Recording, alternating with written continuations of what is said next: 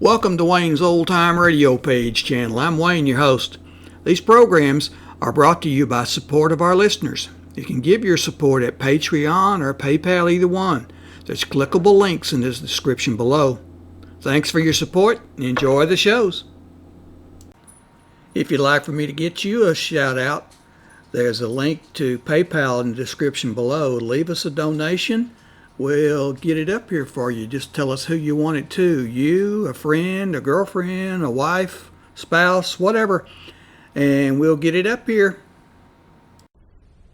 Jell-O. The Jell-O program starring Jack Benny with Mary Livingston, Phil Harris, Kenny Baker, and yours truly, Don Wilson. The orchestra opens the program with You've Got Everything.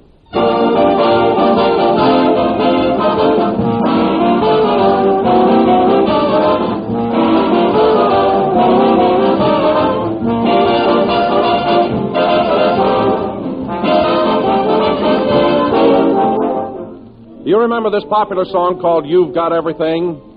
Well, you know that song might well have been dedicated to Jell-O, for really there is one dessert that does have everything. Color, bright, sunshiny, and gay. Flavor, extra rich, cool, and refreshing, as tempting as the real ripe fruit. Ease and speed, for Jell-O dissolves instantly and sets quickly. Economy, Jell-O costs only a few cents a package, and one package serves the average family generously. And variety. For Jell-O offers you dozens and dozens of delicious new dishes. Serve it plain in a colorful mold of beauty. Garnish it with whipped cream or any seasonal fruits. Use it for salads, for Jell-O makes swell salads that even the men folks go for. Yes, sir, one box of Jell-O is filled with real kitchen magic, the kind that every busy woman appreciates. So ask your grocer tomorrow for Jell-O. Look for those big red letters on the box. They spell Jell-O, and Jell-O spells a treat.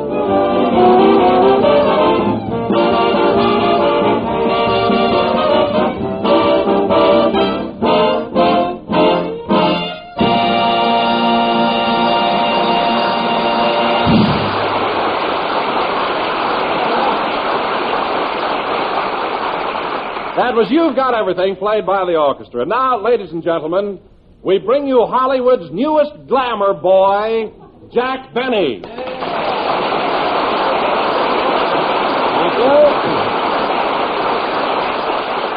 Thank you. Hello again. This is Jack Benny talking. And, Don, I appreciate your calling me a glamour boy, but really that's not quite my classification. Oh, it isn't? No, Don. According to the latest publicity from Paramount, I'm the oomph man. Oomph. The oomph man? Yeah, you see, Don, a glamour boy is merely good looking.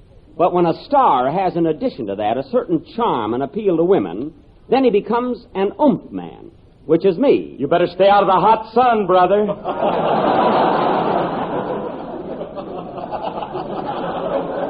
Oh, you're here already. Listen, Phil, I'm not a fortune teller and I'm not psychic. But I see you soon scattering your brilliant remarks in greener pastures. And hello. You know, Don, ever since we switched the ending of the picture, Man About Town, and I married Dorothy Lamour, Phil has been a wreck. So jealous because I'm a ladies' man. Me jealous? Why, every girl you go out with regards you as a big brother. Well, that's part of my technique. I sneak up on them. So don't be so sour grapesy. Oh, by the way, Jack, last week you had an argument with the studio about Rochester. Are you going to let him be in the picture? Rochester? Oh, he's in it already, Don, and am I having trouble with him at the house? The airs he's been putting on. Oh, getting ritzy, huh? Ritzy? He bought a sport coat yesterday with 3 belts in the back. Not only that, it's getting so he won't wear anything but silk underwear. Well, it's all right for him to wear silk underwear, isn't it? Not when the monogram says J.B. No, sir. Jack, I can't understand why you keep Rochester when he causes you so much trouble. Why don't you fire him? Oh, I can't. You see, he found the treasure map of my backyard and won't give it back. But I'll get him in time. Hello, Jack. Oh, hello, Mary. Say, Mary, have you heard the latest? They changed the ending of the picture, and instead of Phil getting Dorothy Lamour, I'm the one that marries her. Yes, I know. She's sick about it. She's nothing of the kind. And you're just making that up because Dorothy happens to be very fond of me. In fact, the other day she gave me an autographed sarong. How do you look in it? Gorgeous. Are you surprised? Oh, Mary, Jack's got a new one. He says that everybody at Paramount's calling him the Oomph Man. Yeah, but did Jack tell you how he got the title? Quiet. The director punched him in the stomach and he went, oomph. That's not the reason at all. They call me the Oomph Man because in this picture I'm virile and rugged. Oh, yeah?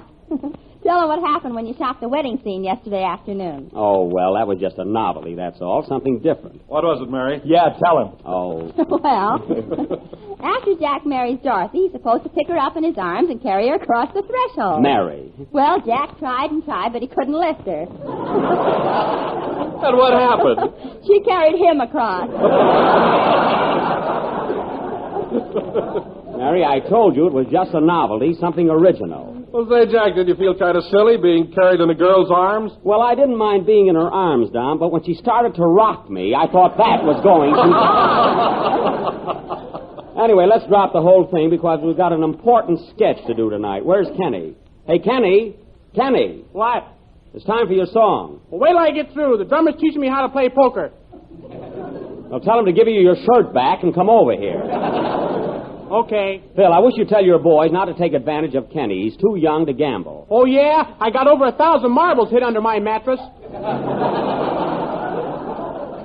I don't care what you've got. I don't want you learning how to play cards. I got a fine chance to grow up around here. Never mind. I don't want any more gambling. Now go ahead, young man, and sing your song. I will not.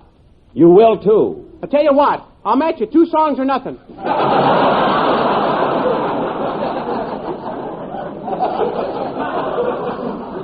Kenny, sing your song and not another word out of you. Hold it a minute. There's the phone. I'll bet $5 it's for me. Quiet. Hello? Yes? Oh, he's right here, Mrs. Wilson. It's for you, Don. It's your wife. Oh, thanks. Hello, dear. Yes, I know we're having company for dinner. Oh, that's up to you, dear. Any flavor will do. Well, strawberry or raspberry would be swell. Don, we've got a long play to do. We haven't had cherry in a long time. What about orange, darling? Don, we've got a long play. Oh, I know. Let's have lemon. Don't forget lime. You might as well get them all in. Well, look, sweetheart, it's all up to you. If you want a real tempting and economical dessert... Give me that phone. Hello, Mrs. Wilson. Look for the big red letters on the box and hang up. We've got a play to do.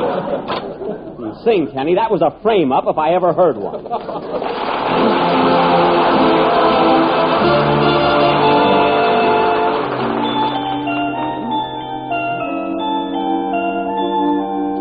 When the somber shadows of the night grow dim, and the daylight dawns on the hillock's brim, in the black of the night by the light of the moon, on the top of the day when the clock is at noon, no matter what the hour, I'm a slave in the grip of your power. Melancholy mood forever haunts me, steals upon me in the night, forever taunts me. Oh, what a lonely soul am I, stranded high and dry by melancholy mood. Gone is every joy and inspiration, tears are all I have to show. No consolation, all I can see is grief and gloom, till the crack of doom, oh, melancholy mood. Deep in the night I search for a trace of a lingering kiss, a warm embrace, but love is a whimsy as flimsy as lace, and my arms embrace an empty space. Melancholy mood, why must you blind me? Pity me and break the chains that bind me. Won't you release and set me free? Bring her back to me, oh melancholy mood. Deep in the night I search for a trace of a lingering kiss, a warm embrace, but love is a whimsy as flimsy as lace, and my arms embrace an empty space.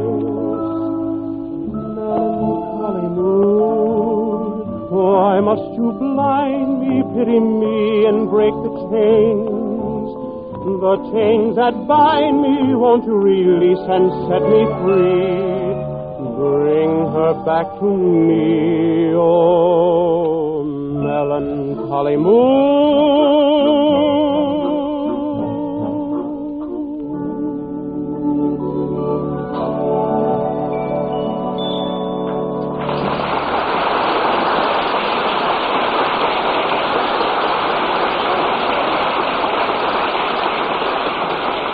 Very good. That was Melancholy Mood, sung by Kenny Baker. And, Kenny, that was a swell song, a natural for you. I threw a 7, huh? Kenny. And now, ladies and gentlemen, we have a great treat in store for you. Last week, the Benny Gypsies gave you their interpretation of Gunga Din, which took place in faraway India. And tonight, to show you that we get around, we take you to Boston, Massachusetts, and present our version of Darrell F. Zanuck's outstanding 20th Century Fox production, that grand tribute to a great man and famous scientist, Alexander Graham Bell.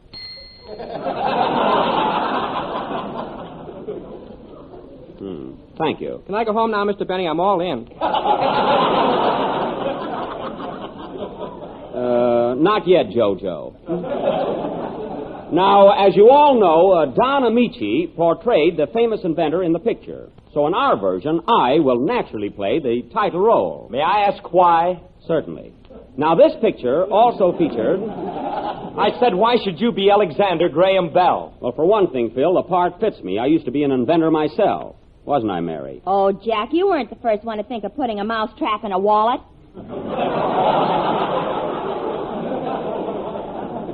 I don't mean that. Years ago, when I was in the Navy, I invented a chin rest for portholes. They went over very big. Now, getting back to our play, Mary, you will be my wife, as portrayed on the screen by that sweet, gorgeous, beautiful, and talented young actress, lovely Loretta Young. Well, if you think she's so good, why didn't you get her? Don't think I didn't try. We were quite good friends, you know, but she had a previous engagement. Listen, Dreamer, you're not even acquainted with Loretta Young. I'm not, eh? It might interest you to know, Phil, that I've got Loretta's address right in my little book. What book? Guide to the Movie Star's Home. I mean my little red book. Now, Kenny... Yes, Jack? Kenny, when the play opens, I'm a poor, struggling inventor, and you're a wealthy businessman who finances my experiments. Do you think you can handle it? I'll lay you 3-1, I can. Now, Kenny... For the last time, I don't want to hear another word about gambling. You're too young. Anyway, you're going to be my backer. And as I was saying, Mary, you're going to be my patient, loyal wife. We've had a hard struggle. I'm trying to invent the telephone, and everybody thinks I'm a madman. They think I'm eccentric. They think I'm crazy. But you, my little wife, what do you think? What do you think?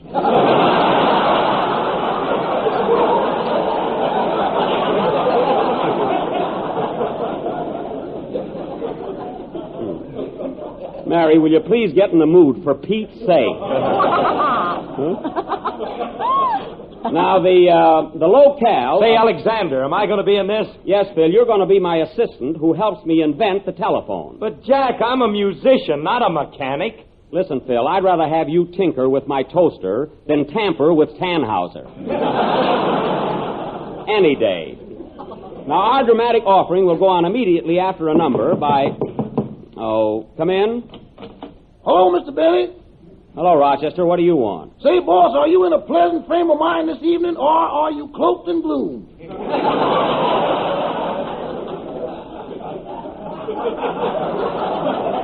I'm feeling very good, Rochester. Why? Well, I got some news that may turn your dabber down. What? What are you talking about? Boss, remember when you and I were driving down to the studio in your car tonight? Yes? And when the motor kept stalling, you got mad and said, you wish somebody would steal this thing? Yes? Well, hallelujah, you're a pedestrian.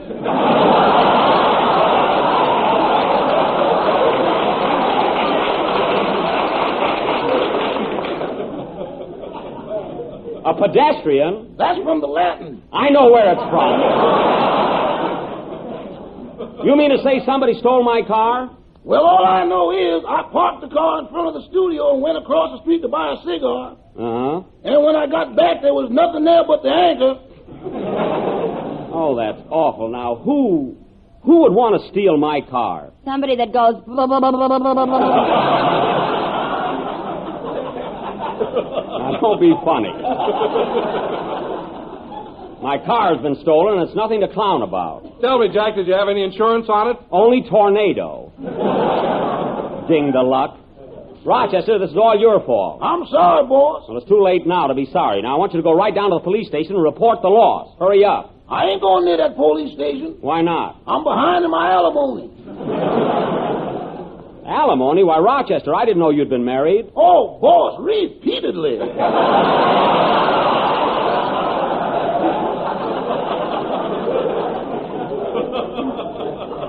Well, that's your business. Now get going. Okay, goodbye. So long. Oh, say, Rochester, I see you're playing a part in our picture. Yeah, that's right. How you coming along? Mr. Harris, I'm in the groove, on the beam, and dog victory. So long. He's the biggest ham I ever saw. The biggest, Jack? Yes, the biggest. And I'm going to get out that car back if I have to offer a reward. Play, Phil. Now, where would I go if I were a Maxwell?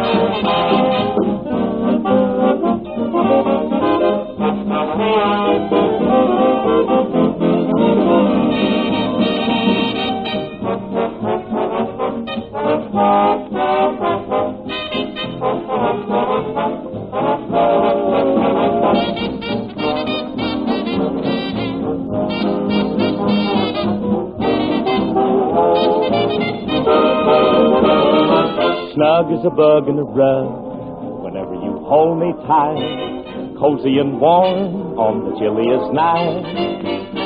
Just as snug as a bug in a rug whenever I feel your kiss. Talk about home, home was never like this. First your arms come stealing and my heart goes on a roller coaster. Then I get that feeling like a little piece of toast in a toaster. Gee, but my life would be cold without your delicious hug, keeping me snug as a bug in a rug.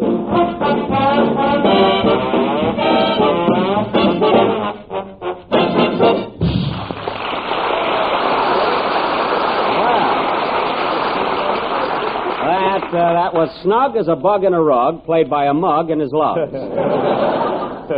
How was that, Phil? Thanks for the plug, Slug. Going from that neat bit of comedy to our dramatic highlight of the season, we are now going to offer our contribution to the annals of scientific progress. That epic of American ingenuity, Alexander Graham Bell. Wait for me.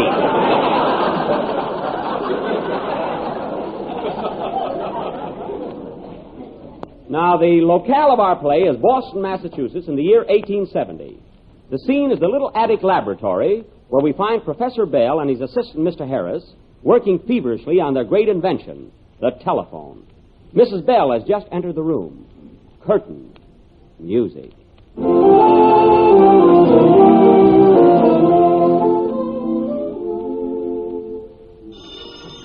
I'll take it. Hello? Alexander Graham Bell's residence. What? No, you can't talk to him. He's busy inventing the telephone. Goodbye.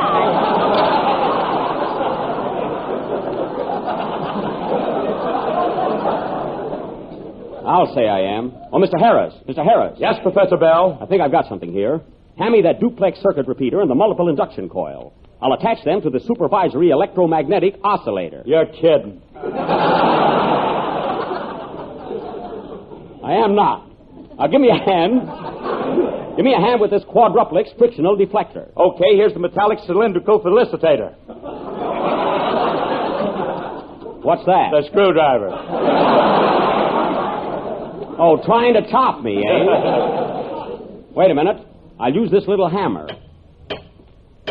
There, that's coming along all right. Say, Alex, I wish you'd hurry up and invent this telephone. The blonde gave me your number this morning, and I want to call her up.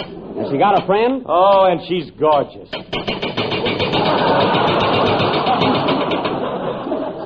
Oh, what am I rushing for? I'm married. I'm so absent-minded. But I'll tell you one thing, Harris.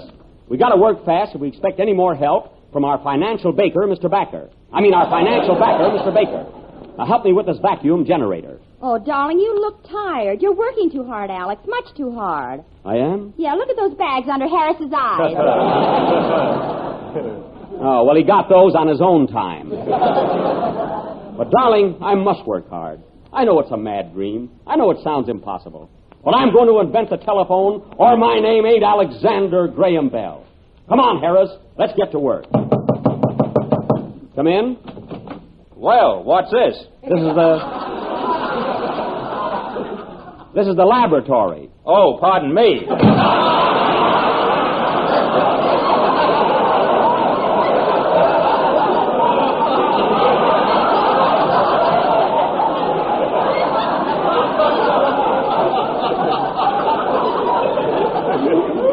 Darn these interruptions. Harris. Mr. Harris.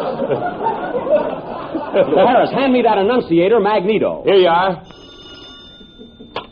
Hello?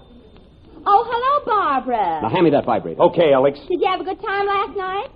Who was there? Oh, it still won't regenerate. They were? Hand me some more of that copper wire. Here you are, Professor. Well, look, Barbara, we'd love to come over, but Alex is still working on that invention of his. How's it coming, Professor? I'm afraid it won't work, Harris. I'm afraid it's a failure. Oh, it's some gadget he calls a telephone, but it'll never be a success. I got another idea, Harris. Hand me that rheostat. All right, Barbara, I'll call you later. Goodbye. I don't know, Harris. The more I work on this, the tougher it seems to get. Sometimes I get so discouraged. Don't give up, Prof. I won't. Come in. Well, hello, Mr. Baker. Hello, Alex. How's everything coming along? I'm making great progress, Mr. Baker. Great progress. You see, it's my theory that if I could make a current of electricity vary in intensity precisely as the air varies in density during the production of multiple sounds, I should be able to transmit speech electromagnetically. Oh, you can talk plainer than that.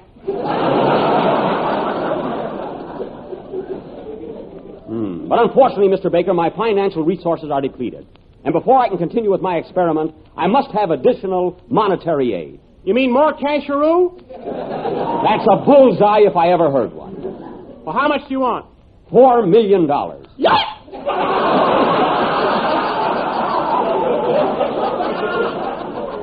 Oh, I know.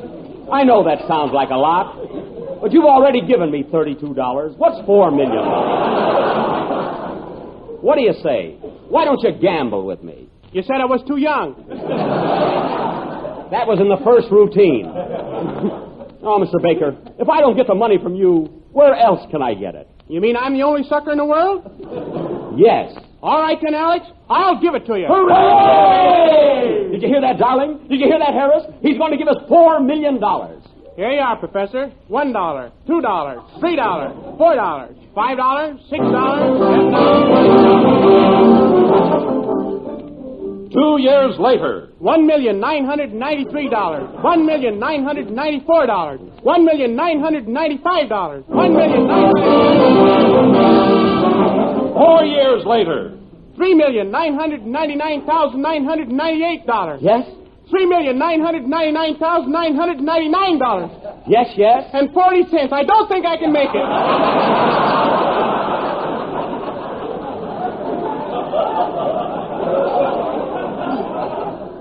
Well, that's close enough. Thanks. Well, I gotta go now. Goodbye. Oh, wait a minute, Mr. Baker. Where can I reach you in case I need you again? In the poorhouse. So long. Oh, boy. $4 million. I wonder how he could carry so much money in his pockets. He's got 2 pair of pants. Oh. Well, Harris, we've got the money. You know what that means? You know what all this money means to us? Yes, I can tie a can to my orchestra. Yes, thank heaven. And it also means that I can finish my work, complete my invention. The telephone must and will be perfected. Let's go! 6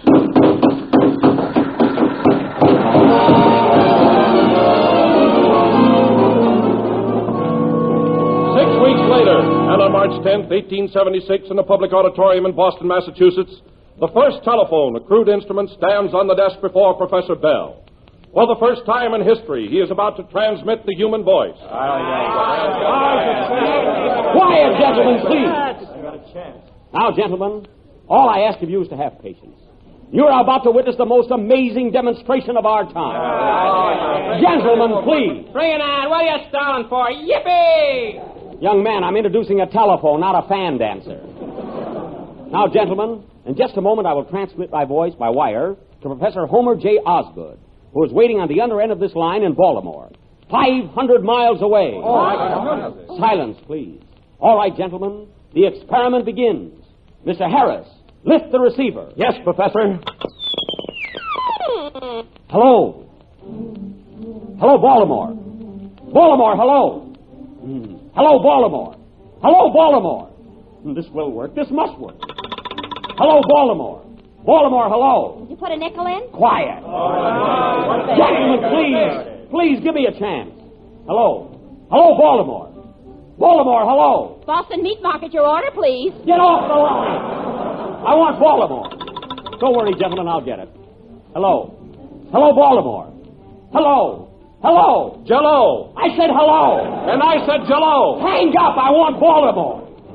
Don't get disgusted, gentlemen. This will work. This must work. Hello. Hello, Baltimore. Baltimore, hello. Baltimore, hello. Hello. Hello. Hello. Hello, stranger. At last.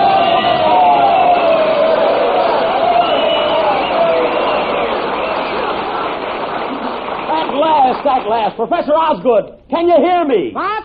I said, can you hear me? Am I coming over? Don't come over this week. We got relatives. I mean, am I coming over the wire? Can you hear my voice? What? My voice. Oh, my boy's fine. He's in college. No, not your voice, my voice. Sound. That's what I said. My son's in college. Look, Professor Osgood, this is Alexander Graham Bell talking. This is important. This is for the advancement of science. Now, if you can hear me, repeat this sentence. I hear you clearly. Have you got that? I hear you clearly. I love you dearly. Hooray! There you are, gentlemen. The telephone is a success.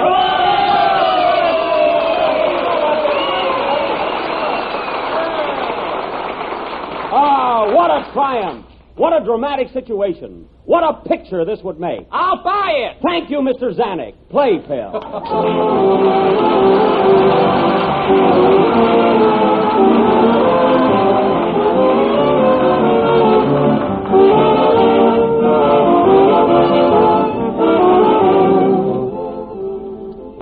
I bet a lot of you men heard this line today. Say, Daddy, can we please go for an automobile ride? Well, next time that happens and you get home kind of tired and hot, ask your wife for this cool, refreshing Jell-o dessert, Jell-o a la mode. She won't mind, for it's quick and easy to make. Dissolve 1 package of raspberry Jell-o in 1 pint of hot water. Turn into a shallow pan and chill until firm. Then take a sharp knife and cut the Jell-o into shimmering rose-red cubes. Pile the Jell-o cubes into sherbet glasses and top with the vanilla ice cream, or do it the other way around. Place the ice cream in sherbet glasses and top with Jell-o cubes. It's a swell hot weather dessert and one that's bound to be popular. But here's a special word to wives. Be sure to make your Jell-o a la mode with genuine Jell-o if you want that tempting, delicious, extra-rich flavor, that colorful summertime beauty. Ask your grocer tomorrow for raspberry Jell-o.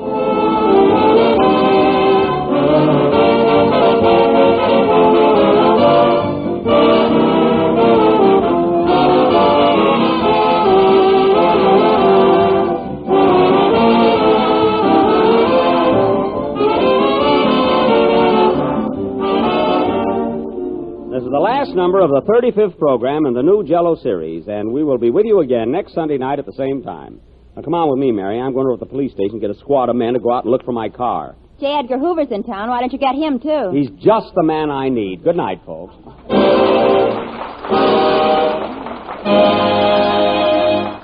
Jell-o. Kenny Baker appears on the jell-o program for courtesy of Mervyn LeRoy Productions. Snug as a Bug is from the film The Gracie Allen Murder Case. This is the National Broadcasting Company. These programs are brought to you by support of our listeners. You can give your support at Patreon or PayPal, either one. There's clickable links in the description below. Thanks for your support and enjoy the shows.